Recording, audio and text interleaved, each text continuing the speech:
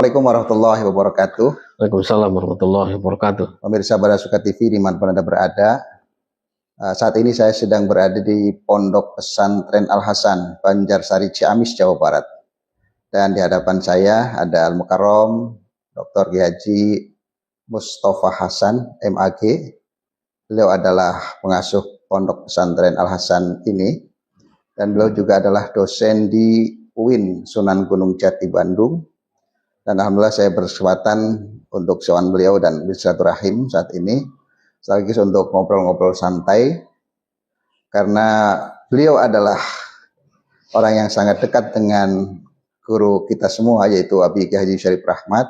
Maka saya akan bincang-bincang terkait dengan kedekatan beliau dengan Kiai Syarif.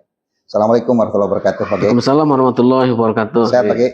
Alhamdulillah baik, alhamdulillah sehat. Terima kasih, pagi hari ini saya sudah diterima panjenengan bisa sowan ke Pondok Pesantren Al Hasan.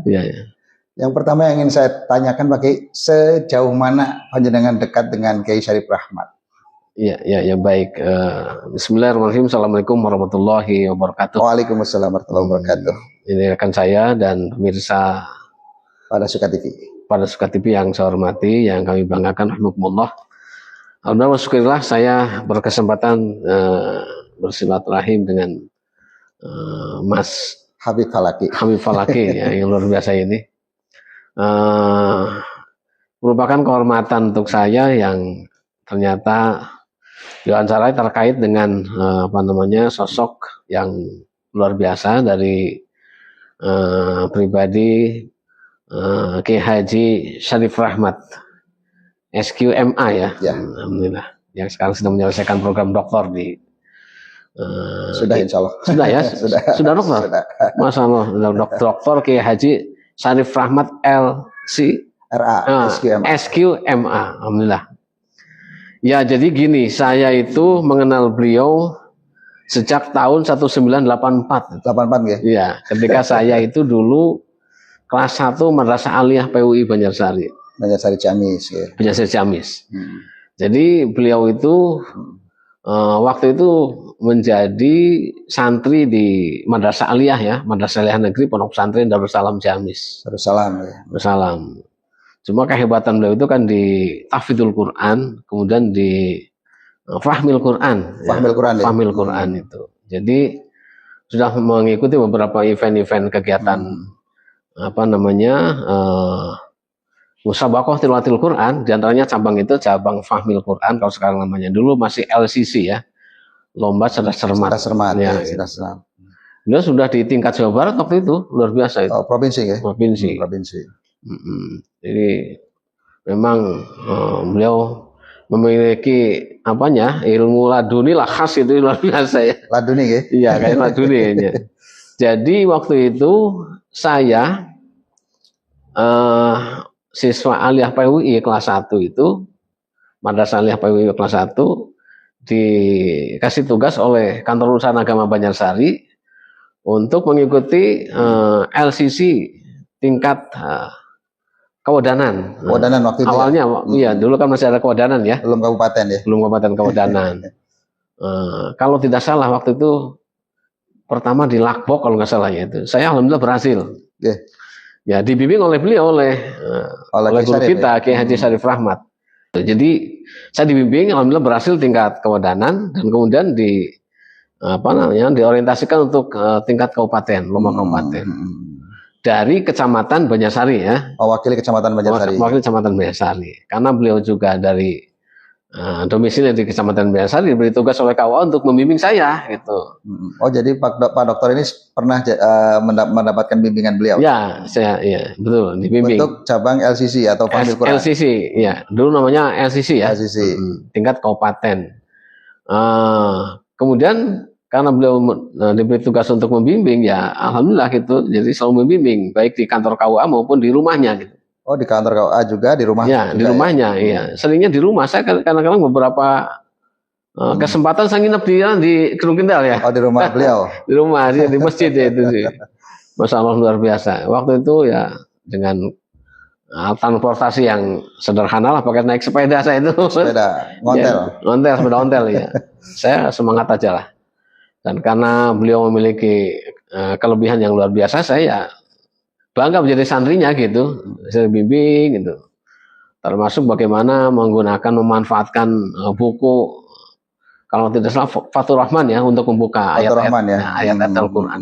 Kamus Al-Quran ya? Kamus Al-Quran. Saya ilmunya dari beliau itu. Oh gitu, cara buka gimana. Iya kan, dulu kan gini. Bacakan potongan ayatnya, kemudian coba cari apa, cepat itu. Secepat kilat harus ini, harus ini. Karena memang cepat-cepat. Iya, harus tahu produknya dan sebagainya. Siapa cepat, siapa dapat itu kan. Nah, ada di beliau itu ilmunya gitu. Ya gitu dulu itu. Ya alhamdulillah saya dekat kabupaten waktu itu, ya ini terus terang aja itu ya. Saya ternyata harus tarung dengan santri Darussalam. Santri Darussalam yang memang sangat masyhur ya. Masyhur. Di antaranya ya Kiai Haji Sarfat dulu kan di situ di Darussalam, tapi waktu itu membela saya. Oh gitu. Nah itu lucunya, ini jadi belak-belakan, yuri-yurinya banyak dari situ. Ya akhirnya saya tersisihkan lah itu. Sama si depan panggung dan sebagainya, saya harus puas di ranking berikutnya lah. Ya tidak 1 tapi kalau nggak salah 2. Nah saya sejak itu kemudian lebih dekat dengan Kiai Haji Syarif Rahmat. Terlebih ketika beliau, karena berbagai kesibukan ya, kesibukan luar biasa intensitasnya, ke Jawa Barat, ke Bandung. Bayangkan waktu itu sudah beliau itu komunikasinya bergaulnya dengan orang Bandung, LPTK Jawa Barat. LPTK Jawa Barat. Akhirnya beliau itu ya sekolahnya harus pindah dari Darussalam ke Madrasah Aliyah Ma'arif Wanayasa Banjarsari. Ya. Jadi selesainya di situ ya. Itu kan berarti dengan dasa itu lebih dekat itu. Madrasah Aliyah Ma'arif Wanayasa dengan MAPU itu dekat itu. Saya sering ketemu. Ya sejak itu saya luar biasa mendapatkan berbagai bimbingan-bimbingan ya. Nah, beliau itu low profile sekali, masalah luar biasa. Sering saya undang itu untuk kegiatan misalnya peringatan Rojabiyah, peringatan Maulidan di sini di pesantren. Itu asalkan beliau ada di rumah, datang sini. Pasti hadir ya? Pasti hadir. Ya Allah Robbi. Saya bilang, Mas, mau ada peringatan Rojabiyah? Oh ya, siap. Ya Allah. Jadi dengan keluarga kami di sini udah sangat dekat. Sangat dekat. Luar biasa itu. Waktu itu belum ada motor kayaknya. Belum ada motor. Beliau itu ke sini naik sepeda ontel loh. Sepeda ontel. Iya, sepeda ontel. Dan ya enjoy aja, senang aja. Yang lucunya lagi, di sini kan belum ada listrik, belum. Belum ada listrik waktu itu ya. Ya itu waktu itu kan kegiatan itu tahun 84 85 ya. 84 85 kan 86 ke PTG Jakarta. Ya. Ya itu sekitar tahun itu ya. Jadi sementara listrik masuk ke sini kan tahun 88. 88 ya. Iya. Kegiatan itu tahun 84 85. Jadi jauh sekali itu ya. Jadi ya waktu itu dijalani aja, seneng aja gitu. Dan pulangnya harus nerimo dengan suasana jalan yang remang-remang gelap itu. Gelap, kecuali gelap, ada ya. Bulan purnama ya. Iya. Kecuali sebelah sana sudah ada lah pakai listrik diesel, sudah ada. Jadi saya dekat sekali dengan beliau dan sudah dibangun sejak saya di kelas 1 Madrasah Aliyah. Kalau usia bagaimana Ki? Terpaut berapa tahun kira-kira? Kalau tidak salah, saya kelas 1 Madrasah Aliyah, beliau kelas 3. Berarti kurang lebih 2 tahun. 2 tahun ya, terpaut 2 tahunan lah dengan saya. Iya.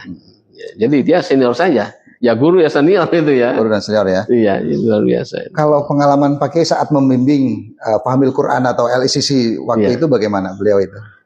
Aduh, ketat atau ada metode-metode yang beliau keluarkan gitu? Saya mendapatkan ilmu baru ya, yang itu luar biasa. Saya tadinya nggak tahu bagaimana tata cara untuk bisa membuka kitab Fathur Rahman ya, untuk kunci-kunci membuka ayat Al-Quran ya. Waktu itu kan diantaranya itu kamus kunci waktu itu. Kamus kunci ya. Saat ini ya. Jadi siapa cepat siapa dapat ya kan, luar biasa itu. Ada sesi itu. Itu selalu digunakan di LCC. Iya, selalu digunakan. Kamus Fathur Rahman itu. Iya. Saya dikasih trik-triknya atau ini gini Mas ini. Oh, ya Allah ya Rabbi, ternyata luar biasa. Waktu sampai saya yang tadinya tidak tahu apa menjadi tahulah bagaimana cara membuka ayat-ayat Al-Qur'an. Dan kemudian trik-trik menghafal ayat-ayat pendek yang masyhur itu diantaranya. Yang sering muncul di pertanyaan-pertanyaan di LCC itu. Hebatnya beliau itu waktu itu hafal ini surat apa ayat berapa. Oh gitu. Iya. Jadi ayat berapa, surat berapa, surat apa ayat berapa gitu. Iya, surat apa ayat berapa itu tahu tuh. Itu waktu itu beliau sudah di PTK belum tuh? Belum ya. Belum, masih bakat menghafalnya sudah kelihatan sejak di Madrasah Aliyah itu. Belum ke Jakarta belum. Masih di Madrasah Aliyah gitu. Tapi udah hebatnya luar biasa, Masya Allah. Dan uniknya kan beliau di PUI bukan di NU ya awalnya ya? Ya, dari Madrasah Sanawiyah PUI. PUI. Ya, kemudian Madrasah Aliyah negerinya ke Darussalam. Sekalipun akhirnya menyelesaikan di Ma'arif ya. Ma'arif. Madrasah Aliyah Ma'arif. Jadi memang 3 ormas ada di situ. Ya karena PUI itu yang saya gini, PUI itu waktu itu kenapa saya juga milih PUI karena diantaranya waktu itu yang swasta paling maju Madrasah Aliyah ya. Saat itu PUI. Ya, Madrasah Sanawiyah dan Aliyah PUI gitu. Itu dan jadi PUI itu bukan organisasi kader saya kira.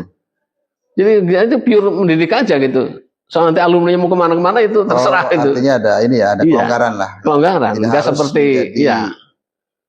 Kader PUI nggak harus ya. Iya, tidak diperuntukkan begitu ya. Buktinya tuh Pak Haji Said Pramod dari MTS PUI ya tidak menjadi PUI kan. PUI. Saya dari Madrasah Aliyah PUI juga tetap jadi tidak menjadi PUI, tapi saya di kultur NU dan kultur gitu. NU betul. Luar biasa. Terus dari itu kemudian lost kontak atau masih terus ada komunikasi? Ya, baik. Saya kemudian tahun 86, nah waktu tahun 85 itu masih ada komunikasi, waktu itu kan belum ada HP ya, jadi saya dikabari waktu itu dapat tiket kuliah di PTIG Jakarta, dapat tiket kuliah dibiayai oleh itulah oleh lembaga gitu ya. Ini luar biasa dan saya tertarik sekali, ini hebat ya. Dan waktu itu karena beliau di Jakarta, saya kemudian akhirnya ke Jogja, saya untuk beberapa tahun lost kontak gitu, nggak ada. Suatu ketika tahun berapa ya, kalau tidak salah tahun 88 kalau nggak salah, 89, saya ke Jakarta, mampir ke PTIG, saya perlu ke UIN Jakarta, waktu itu masih IAIN Jakarta. Saya mampir, tapi tidak ketemu. Nggak ketemu. Saya ke asramanya, kemudian dikabari, aduh lagi keluar nih. Ya karena beliau orang sibuk itu ya. Saya tungguin beberapa jam itu nggak ketemu. Ya waktu itu belum ada HP ya, gimana ya komunikasinya. Iya, susah lah ya. Ya akhirnya saya pulang ke Jogja. Tapi sekitar tahun 90 ya 90. Ada ke Jogja saya ketemu. Ketemu di Jogja? Jogja ya, di acara apa itu? Beliau silaturahmi aja, silaturahim. Oh, beliau yang gantian berkunjung ke Jogja? Ke Jogja. Tapi khususnya bukan untuk nemui saya, tapi saya dikabari benar saya nemui beliau di Asrama Putra IAIN Yogyakarta, IAIN Sunan Kalijaga Yogyakarta. Saya ketemu, bincang-bincang panjang lah gitu tentang bagaimana kelanjutan tentang pembinaan di Banjarsari sebagainya. Waduh, saya ya karena sering di Jakarta, akhirnya Banjarsari ya sering ditinggalkan katanya beliau gitu. Tapi luar biasa, dia sekalipun sibuk di Jakarta, tapi masih memikirkan ya nasib daerahnya gitu, Banjarsari, luar biasa sekali. Nah itu, jadi saya menanyakan ke saya, gimana Mas? Saya kuliah di IAIN, di Fakultas Syariah. Oh bagus lah. Gitu. Nah, jadi waktu itu ya komunikasinya begitu aja gitu. Dan yang saya ini kan beliau itu istiqomah di di fashion gitu ya, pakaiannya itu. Sebelum ke sana pakai sempat menyangka nggak kalau beliau itu kemudian muncul menjadi ulama yang cukup masyhur ya? Saya udah menduga ini. Sudah menduga ya? Iya, udah menduga. Bakatnya sudah ada ya? Bakatnya udah ada, basicnya udah kelihatan itu. Udah kelihatan. Jadi Masya Allah ya, dia dari keluarga yang keluarga ini keraton Jogja lah ya, awalnya gitu kan, kemudian di sini Banjarsari. Dia udah kelihatan itu. Udah kelihatan ya. Saya menganggap dia itu punya ilmu laduni ya. Laduni ya? Iya, laduni. Jadi laduni itu. Jadi kan sering nulis ya, saya sering dikasih bukunya beliau. Iya, beberapa buku beliau sudah ada diterbitkan. Dan selalu kalau waktu setahun yang lalu kan ke sini. Oh, pernah ke sini? Sini ya. Acara apa ya? Dia ada acara apa ya? Saya waktu itu hari Ahad pagi-pagi di Banjarsari jam 7 ketemu di tempat kupat tahu Banjarsari itu alun-alun. Langganan beliau. Iya. Saya kabarin sama tukang kupat tahunya, nanti juga pakai Sari biasanya suka ke sini kalau gitu. Kebetulan ada itu. Ada. Dan ini acara ini nikahannya anaknya siapa? Kiai Saiman. Kiai Saiman itu. Berarti beberapa tahun adiknya Mbak Ulfah adiknya. Nah, belum menjanjikan nanti saya sekitar jam 11-an mau ke sini. Alhamdulillah tepat jam 11 ke sini. Oh, Ya, iya dikawal sama Bansor dan sebagainya, alhamdulillah. Ya sama istrinya dan ada putranya ikut juga satu mobil. Ya tuh bawa buku itu. Ini tulisan saya, tolong koreksi. Ke saya itu gitu. Oh, nggak menghadiahkan buku ya? Iya, menghadiahkan buku. Tolong ya Mas, koreksi tulisan saya gitu. Waduh, yang koreksi tulisan gurunya gitu. Ada ini. Jadi luar biasa itu menulis juga itu. Menulis. Ya, memang buku beliau sudah cukup banyak lah, sudah cukup banyak. Dan beliau itu ya apa namanya menguasai betul tentang fahmil Quran ya, tentang Al-Quran. Dan karena basicnya di NU ya artinya dia itu selalu ini kan tentang aswaja ya Ahlussunnah wal Jamaah. Bagaimana kemudian aswaja ini harus kita geluti, kita fahami sebagai sebuah apa namanya ide-ide yang cemerlang di Nahdlatul Ulama ini yang harus diinikan, harus kita miliki, kita perjuangkan itu. Nah, beliau di situ ininya luar biasa itu. Selalu saja mengkait-kaitkan dengan masalah faham Ahlussunnah wal Jamaah itu yang menurutnya sudah banyak terkikis dengan gerakan-gerakan pembaruan dan sebagainya. Ya kita harus mengawal tradisi yang baik ini. Jadi beliau selalu memesan pada saya itu al-muhafadzatu 'alal qadimi sholih, al-muhafadzatu 'alal qadimi sholih wal akhdhu bil jadidil aslah. Jadi pertahankanlah tradisi yang baik, tradisi lama yang baik gitu. Sambil kita juga ya tidak usah rigid untuk menerima ide-ide baru yang lebih baik. Sepanjang itu tidak bertentangan dengan prinsip-prinsip aswaja. Ya, kita welcome aja lah gitu. Bagus. Ya ini kan slogan-slogan ini yang dikembangkan oleh para ulama, para masyayikh kita. Jadi saya mengenal sudah inilah ya. Dan saya sudah berapa kali ya berkunjung ke pesantrennya di Pondok Cabe. Pada Pondok Cabe. Ya. Pagi udah beberapa kali ke sana. Iya, iya. Ketika menikahkan itu, ketika ada acara saya ke Jakarta juga mampir itu. Ya. Kemudian dari segi keilmuan, misalnya pakai kan mungkin pernah menyaksikan beliau ceramah, baik langsung di panggung atau di channel YouTube. Spesifik beliau itu dalam berceramah seperti apa, Ki? Baik dari tafsirnya, kemudian dari cara penyampaiannya bagaimana, Ki? Ya, beliau memiliki apa namanya gaya yang khas ya, gaya yang khas itu. Ya sering saya ikuti. Dan keseninya beliau itu kalau mau tampil di misalnya di TV One itu ya sering itu. Mas, saya besok mau tampil di TV One itu. Saya mengikuti itu. Oh, ada berita dulu ya? Ada. Sering itu. Dulu ya? Sering itu. Bisa ikuti lah. Ya, saya menyimak itu. Ini luar biasa itu. Artinya dia memiliki karakter yang khas itu ya dalam menyampaikan amar ma'ruf nahi mungkarnya gitu. Luar biasa itu. Jadi, tapi dengan cara yang halus itu ya. Cara yang halus ya. Halus sekali itu, halus. Jadi tidak. Kalau dirasakan bisa. Iya, diterima lah. Iya, diterima oleh kalangan masyarakat. Dan beliau itu kan kalau pulang kampung sini selalu juga itu ceramah gitu ya. Iya. Ceramah dan ya selalu di apa namanya kalau pulang kampung selalu kejar-kejar oleh kalangan itu pemuda dan sebagainya, khususnya di GP Ansor gitu ya, di Banser gitu, untuk menimba ilmu lah gitu. Ya, luar biasa. Saya memahaminya beliau itu orang yang hebat itulah ya. Ya basicnya dibangun di Madrasah Aliyah, kemudian dibesarkan di PT IKI dan kemudian kuliah di IIKI ya. IIKI. Ini luar biasa itu. Dan dia paham tentang ilmu tafsir itu luar biasa. Ilmu tafsir ya. Ilmu tafsir ya. Jadi sangat menguasai. Sangat menguasai. Menguasai. Jadi kalau kadang-kadang dikaitkan dengan kondisi kekinian. Iya kondisi kekinian. Kontemporer. Iya kontemporer.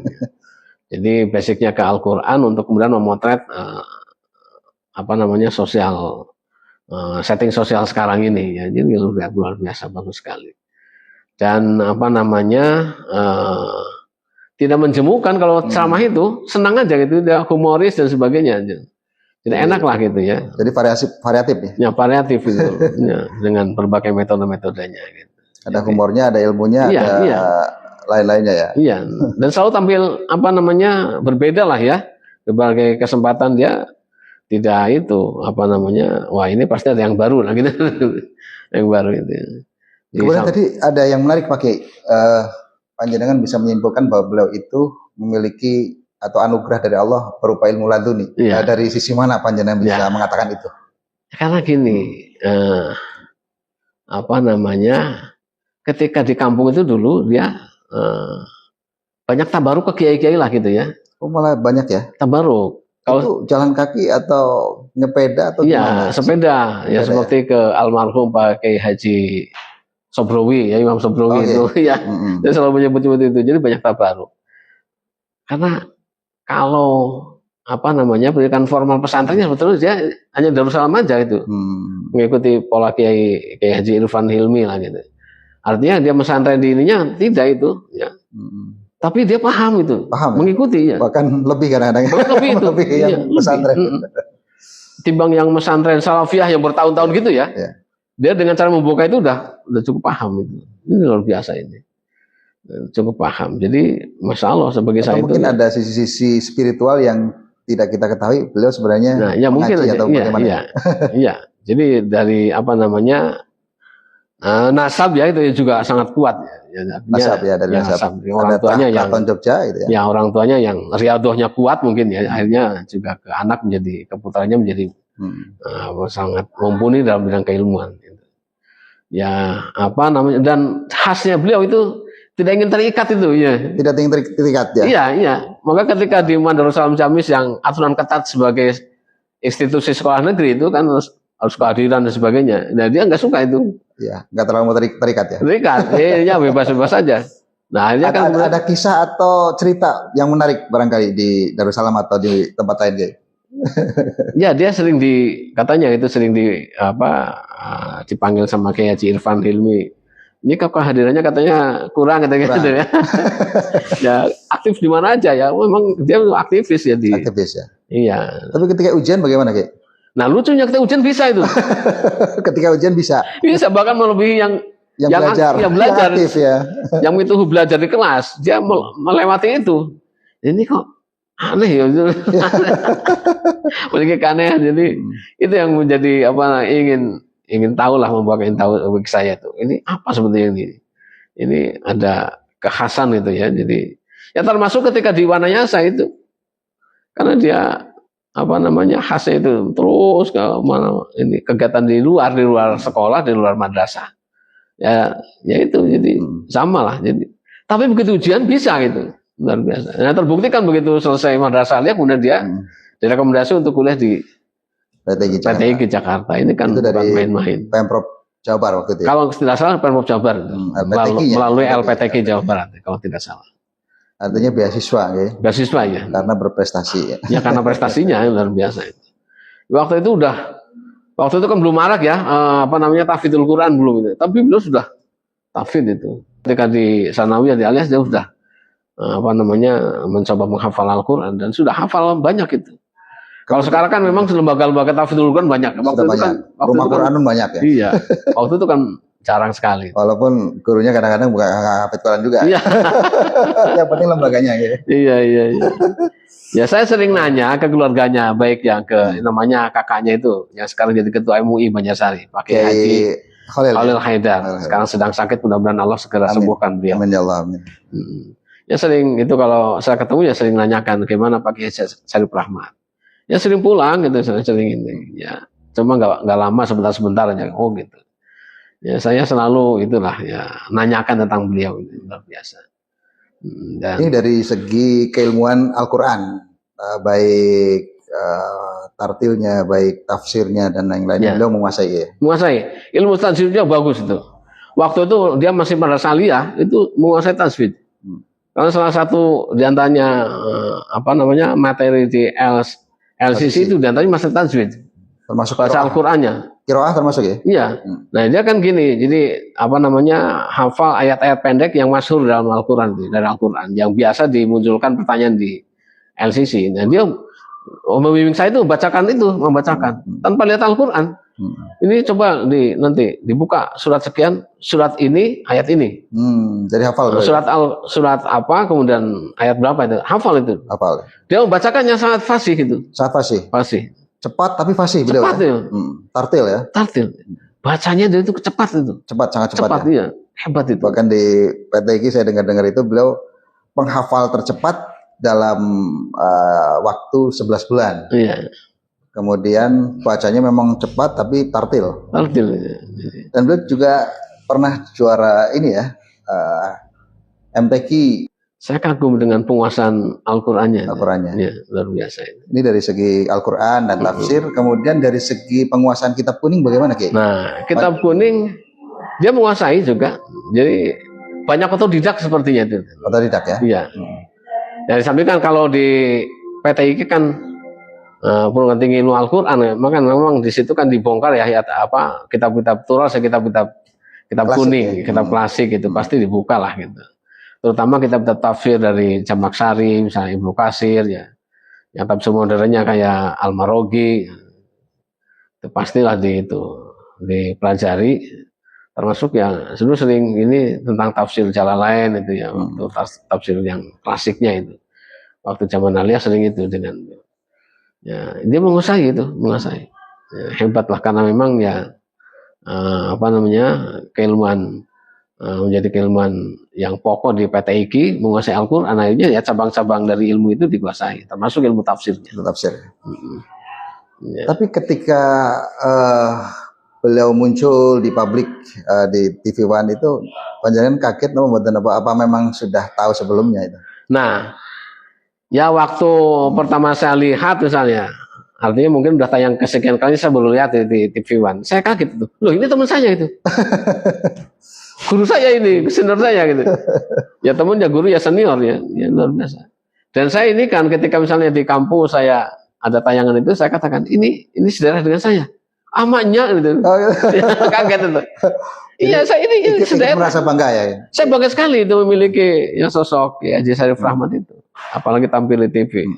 Dia dengan pakaian yang khasnya itu ya luar biasa. Ini menjadi brand ya, brandnya Kiai Haji Syarif Rahmat pakai belangkon gitu. Ya masing-masing punya brand lah gitu ya. Kalau di sini sendiri sudah pernah ceramah beliau di pernah alasan ya. Di banyak saya sering ya. Kalau sini saya sering. Ya. Daerah sendiri lah ya. Iya, daerah sendiri. Dan beliau selalu menyempatkan itu kalau pulang itu. Dan insya Allah besok di Cilacap. Oh, Cilacap ya, insya Allah luar biasa. Iya. Jadi ya saya itu kagum lah gitu dengan beliau luar biasa. Artinya beliau itu tidak secara khusus pesantren yang saya tahu ya. Secara khusus pesantren di Salafiyah gitu. Tapi dia menguasai ilmu pesantren itu. Betul. Itu otodidak ya itu. Dan setiap ketemu saya ngasih buku-buku tentang itu. Bahkan kitab-kitab nahwu, soal beliau paham itu. Paham ya. Ya, saya tahunya waktu dulu membimbing saya masih aliyah, beliau juga masih aliyah kelas 3. Itu udah paham ilmu nahwu dan sebagainya. Karena waktu itu saya udah mulai ngaji kitab Alfiya Ibnu Malik ya, kelas 1 madrasah aliyah. Nah, dia suka itu juga, selalu menunjukkan itu. Jadi praktekkan lah gitu. Bagus. Masya Allah. Kemudian ketika beliau berceramah atau ketika diskusi itu menurut panjenengan itu referensi beliau itu cukup lengkap, akurat atau bagaimana? Ya, cukup akurat, bagus itu. Dan yang yang selalu dipegang oleh beliau itu ya artinya kitab-kitab rujukan ulama dari Al-Sunnah wal Jamaah. Al-Sunnah wal Jamaah. Dia menghindari ya itu misalnya ulama-ulama maaf ya itu yang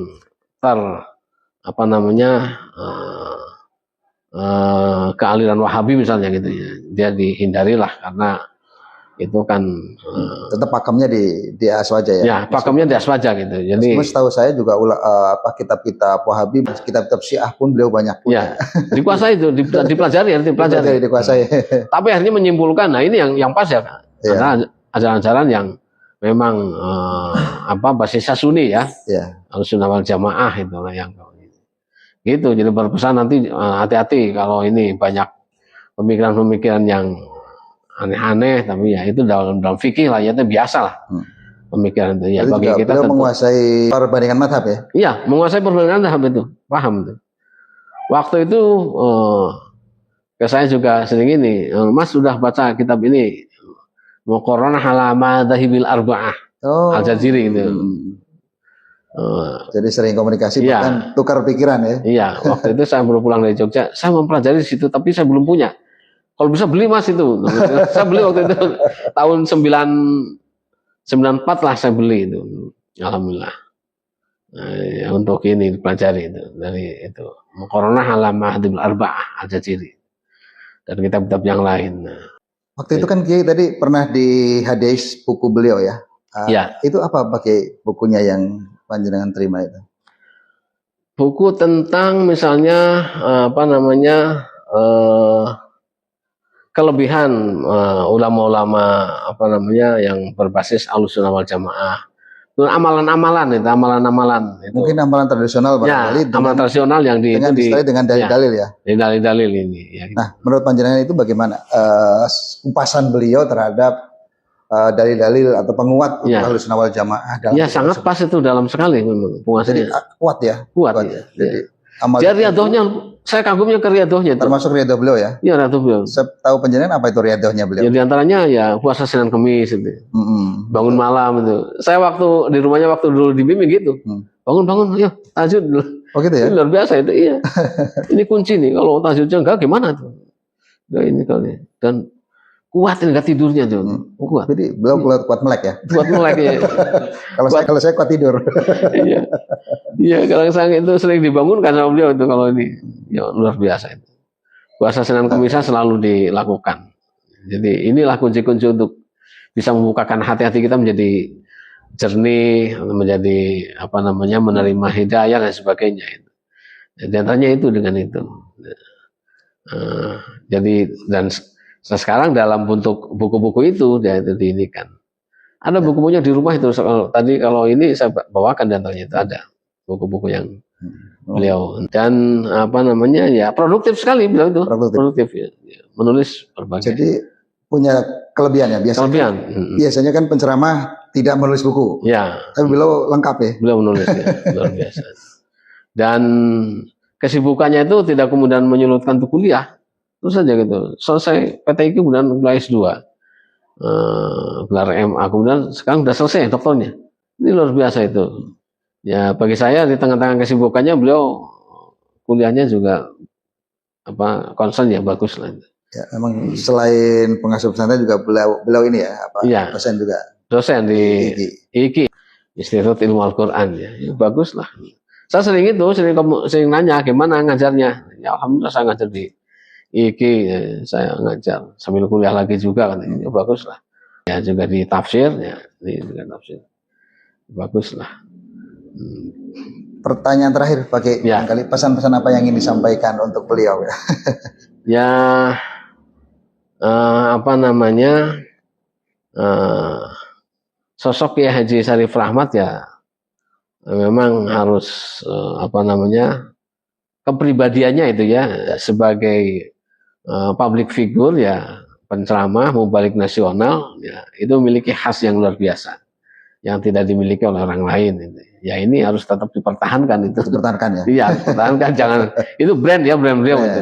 Artinya bisa masuk kemana-mana. Beliau itu bisa ceramah di desa, di kampung gitu ya. Itu juga di panggung nasional juga tidak itu tetap pas ya. Pas termasuk di lingkungan akademisi. Iya, akademisi juga bisa itu. Masya Allah ya. Jadi ini yang tapi kan tidak meninggalkan ciri khas beliau. Ciri khasnya.